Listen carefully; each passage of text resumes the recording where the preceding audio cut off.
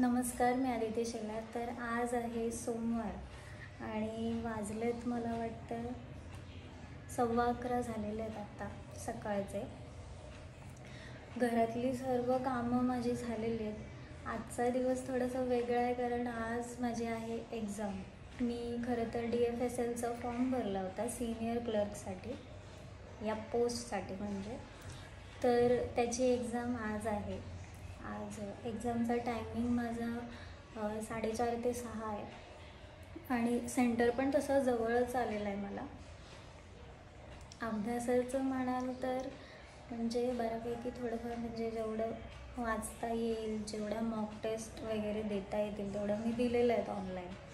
पण तरी बघू म्हणजे, कारण मला असं वाटतं आहे मी 12th माझी 2015मध्ये दिली होती. त्यानंतर 2016मध्ये माझं BCAचं फर्स्ट इयर झालं. त्याच्यानंतर जो ब्रेक दिला ते मध्ये म्हणजे मला आठवतच नाही मी कोणती एक्झाम दिली आहे. हां, एक मला वाटतं आहे 2019 की 20मध्ये मी LICची एक्झाम दिली होती. ती पण अशी MCQ बेस्ड क्वेश्चन्स होते त्याच्यामध्ये. तर ती एक एक्झाम दिली. म्हणजे 2016 ते 2024 हा खूप मोठा ब्रेक आहे आणि अभ्यास मला वाटतं मी हार्डली 1 महिना केला असेल. त्यामुळे जास्त काही अपेक्षा नाही आहेत माझ्या. मी फक्त एक ट्राय करणार आहे. या एका ट्रायवरती मी शांत बसणार नाही. मी आता करतच राहणार आहे. म्हणजे ठीक आहे, म्हणजे थोडा एक्सपिरियन्स येईल, कसे क्वेश्चन्स येतात, काय येतात, आणि ट्राय करत राहीन, कधीतरी होईलच. तर आता वाजलेत 11, 11:15.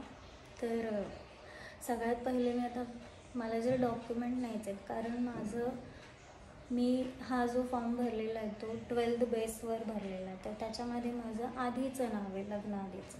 तर त्यामुळे मला तिथे जाताना कंपल्सरी माझं मॅरेज सर्टिफिकेट न्यावं लागेल, कारण माझं नाव आता चेंज झालेलं आहे सगळ्या डॉक्युमेंटवरती. तर ते डॉक्युमेंट वगैरे जे काय लागतात ते सर्व मला घ्यायचं आहे. सगळं एकत्र करते पहिले. आणि मेन म्हणजे यांचे रूल्स अँड रेग्युलेशन्स खूप आहेत. म्हणजे तिथे जाताना तुम्ही एवढ्या स्लीव्सचे ड्रेससुद्धा घालू शकत नाही आहे. फुल हाफ स्लीव्जच घालायच्यात. म्हणजे तसा रूल आहे, मी वाचले, तरी पुन्हा एकदा वाचणार आहे, कारण काही सुटायला नको, चुकायला नको माझ्याकडून काहीच, कारण मी पहिल्यांदा देणार आहे अशी एक्झाम. तर आता सगळ्यात पहिले मी डॉक्युमेंट सगळे माझे एकत्र करते आणि मग 11:30, 11:40 विहानला आणायला जाते. त्याला घेऊन आले की थोडंफार वाचेन आणि 2-2:15 मला निघावं लागेल, कारण एक्झाम जरी 4:30ची असली माझी, तरी रिपोर्टिंग टाईम 3चा आहे आणि 3ला मला पोचायचं असेल तर मला 2:15ला निघावंच लागेल घरातून. 2:20 जास्तीत जास्त. तर मी सगळ्यात पहिले आता डॉक्युमेंट घेते.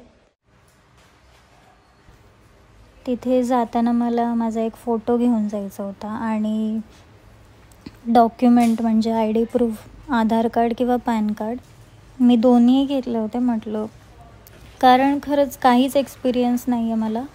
पहिल्यांदाच मी अशी एक्झाम देणार आहे. म्हणजे मी जसं की म्हणाले LICची दिली होती, त्याच्यानंतर मग ही अशी एक्झाम पहिल्यांदाच देते आहे मी. तर फोटो घेतला आणि ID प्रूफ आणि जे हॉल तिकीट होतं, मी म्हणाले की त्याच्यावरती खूप त्यांचे रूल्स वगैरे होते, तर ते मी आधी वाचले होते जेव्हा हॉल तिकीट मला ईमेलवरती आलेलं तेव्हा. पण परत एकदा म्हटलं वाचून घ्यावं. तर ते एक झालं आणि मग माझं मॅरेज सर्टिफिकेट घ्यायचं होतं, कारण नाव चेंज झालेलं होतं माझं आत्ता पहिल्याचं. तर ते एक घेतलं. असं सर्व डॉक्युमेंट पहिले एकत्र करून घेतले आणि त्यानंतर मग मी विहानला आणायला गेले.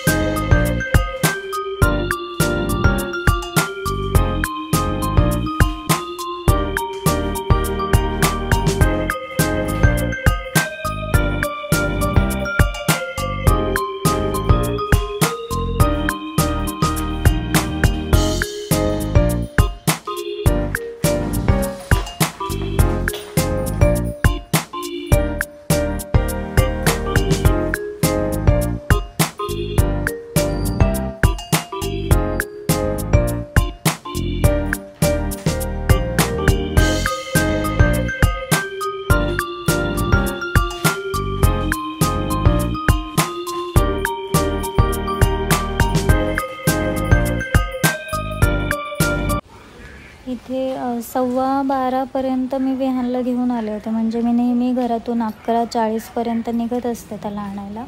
आणि मग घरी येता येता मला बरोबर 12:15 वाजतात.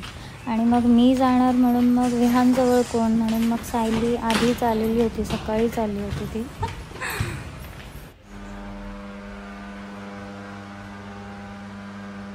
कर तिला भाकर, उठव तिला, उठव. अरे असं कर, ती उठणार नाही अशी.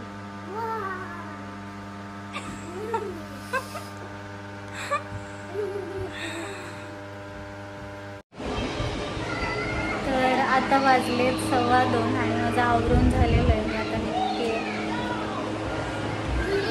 Bye bye. संध्याकाळी मग पेपर झाल्यानंतर अमोल आला होता मला घेण्यासाठी आणि मग आम्ही दोघेही सोबत घरी गेलो. तर जवळपास 7-7:30 मी घरी आले. म्हणजे ट्रॅफिक खूप होता. 6ला पेपर, एक्झॅक्ट 6ला पेपर सुटला माझा, म्हणजे मी तिथून सुटले. पण ट्रॅफिक असल्यामुळे मला घरी यायला 7-7:30 वाजले होते. आणि पेपरचं म्हणाल तर मराठी आणि इंग्लिश ग्रामर खूप छान गेला. म्हणजे मराठी ग्रामर मी बऱ्यापैकी कवर केला होता, त्यामुळे तो काय मला एवढा हार्ड गेला नाही.